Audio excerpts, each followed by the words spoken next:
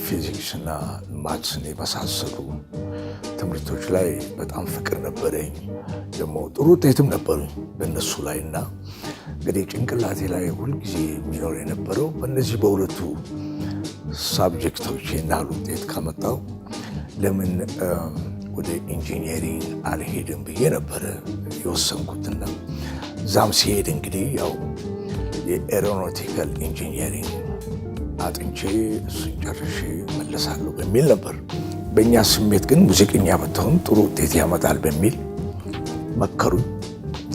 እሱን ምክር ይዤ እንግዲህ ያው እንግሊዝ ሀገር ወደ ታወቀው ትሪኒቲ ኮሌጅ ኦፍ ሚውዚክ ለንደን ወደዛ አምርቼ በክላሲካል ሙዚቃ ላይ ተመስርቶ የሙዚቃ ትምህርቴን ጀመርኩ። እንደ ሙላቱ አስታጥቄ ሰዎች መተዋወቅ አለባቸው። በውጭ ያላቸው ዝና፣ ያላቸው ስራ፣ ክብር፣ ሁሉ ነገር በጣም የሚደነቅ ነው። አደግ ደጋፊዎች አያለሁ፣ እመለከታለሁ። ይህም እንግዲህ ክብር ለኢትዮ ጃዝ ተብሎ የተፈጠረው የሙዚቃ ሳይንስ ፍቅርና ያላቸውን ስሜት ይህን አርሺ ህዝብ እየመጣ ሲገልጽ በእውነቱ ለእኔም ብቻ ሳይሆን ኢትዮጵያንም ነው እያስተዋወቅን ያለ ነው ማለት ነው። የኢትዮ ጃዝ አባት ሙላቱ አስታጥቄ።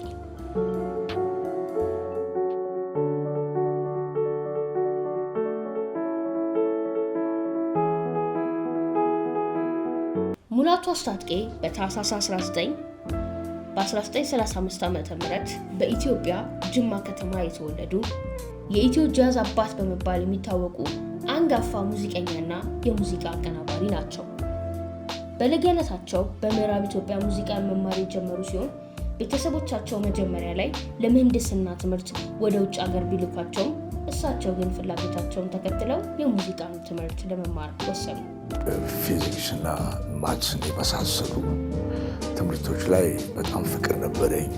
ደግሞ ጥሩ ውጤትም ነበሩኝ በእነሱ ላይ እና እንግዲህ ጭንቅላቴ ላይ ሁልጊዜ የሚኖር የነበረው በእነዚህ በሁለቱ ሳብጀክቶች ናል ውጤት ካመጣው ለምን ወደ ኢንጂነሪንግ አልሄድም ብዬ ነበረ የወሰንኩትና ዛም ሲሄድ እንግዲህ ያው የኤሮኖቲካል ኢንጂነሪንግ አጥንቼ እሱን ጨርሼ መለሳለሁ በሚል ነበር።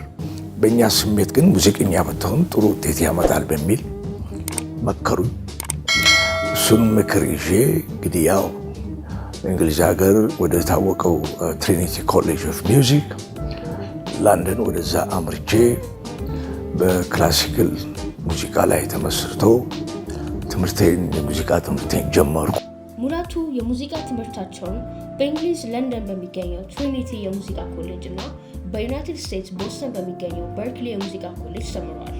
በተለይም በበርክሊ የሙዚቃ ኮሌጅ የመጀመሪያ የአፍሪካ ተማሪ በመሆን ታሪክ ሰርተዋል። የሙዚቃ ችሎታቸውን የሚያሳደጉት የተለያዩ የዓለም የሙዚቃ አይነቶችን በማዋሃድ ሲሆን ይህም ለአዲስ የሙዚቃ ዘውግ መፈጠር መሰረት ሆኗል። ሙላቱ አስታጥቄ የኢትዮ ጃዝ አባት በመባል ይታወቃሉ። ይህ የሙዚቃ ዘውግ የጃዝ፣ የፎንክ፣ የሶል እና የላቲን ሙዚቃ ውህደትን ከባህላዊ የኢትዮጵያ ድምጾችና የዜማ ቅኝቶች ጋር በማዋሃድ የፈጠሩት ልዩ ሙዚቃ ነው። የኢትዮ ጃዝ በ1950ዎቹ በአርሜኒያ ስደተኞች የተጀመረ ቢሆንም ሙላቱ በ1950ዎቹ አጋማሽ ላይ አብዮታዊ ለውጥ በማምጣት የአይነቱ ዋነኛ ፈጣሪ ተደርገው ይወሰዳሉ። ሙላቱ ቪብራፎንና ኮንጋ ከከበሮ መሳሪያዎች ወደ ኢትዮጵያ የፖፑላር ሙዚቃ አይነት በማስተዋወቅ የመጀመሪያው ሰው በመሆን ለሀገር ውስጥ ሙዚቃ አዲስ ጽንሰ ሀሳቦችን አስገብተዋል። እንደ አረንጓዴ አፍሪካና ኢትዮ ብሉስ ባሉ ስራዎቻቸው የጃዝ ሙዚቃን ከአፍሪካዊ ሙዚቃ ድምጾች ጋር አዋህደዋል። በርካታ የሙዚቃ መሳሪያዎችን መጫወት የሚችሉ ሲሆን ከነዚህ መካከል ቪብራፎን፣ ኪቦርድ እና ኮንጎ ይገኙበታል። የሙላቱ አስታጥቄ የግል ህይወት በአብዛኛው የሚያተኮረው የኢትዮ ጃዝ ሙዚቃን በማዳበርና ዓለም አቀፍ እውቅናን እንዲያገኝ በማድረግ ላይ ነው።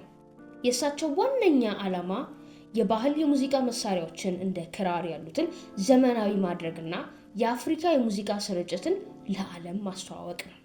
እነሱ ስለሚተጉ፣ ስለሚሰሩ፣ ስለሚመራመሩ ዙምባራ ምናልባት በአንድ ድምፅ ተቀይቶ ለዘመናት ተቀምጦ ይሆናል።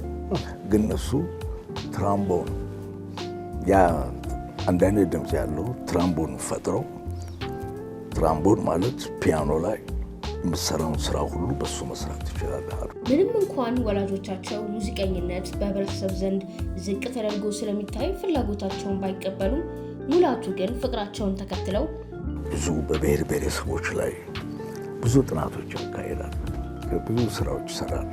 እና አንድ ጊዜ አስታውሳለሁ ከጋምቤላ አሪፍ ግሩፖች አምጥቼ ነበር እና እንግዲህ ለዓለም ይህን ዳንስ ብታዩ ይህን ሁሉ ለዓለም ያበረከቱ ብሔሮች ናቸው። ከቶም መሳሪያ የፈጠሩ ትልልቅ ሰዎች ናቸው እና እነዚህ ሰዎች ማክበር ማፍቀር አለብን። ታላቅ ሙዚቀኛ ሊሆኑ ችለዋል። እርሳቸው በ80 ዓመታቸውም አካባቢ ቢሆን ጡረታ ማሰብ እንደማይችሉ ገልጸው አሁንም ሙዚቃ መስራታቸውንና በዓለም ዙሪያ ኮንሰርቶች መስጠታቸውን ቀጥለዋል። ወደፊትም ይቀጥላሉ።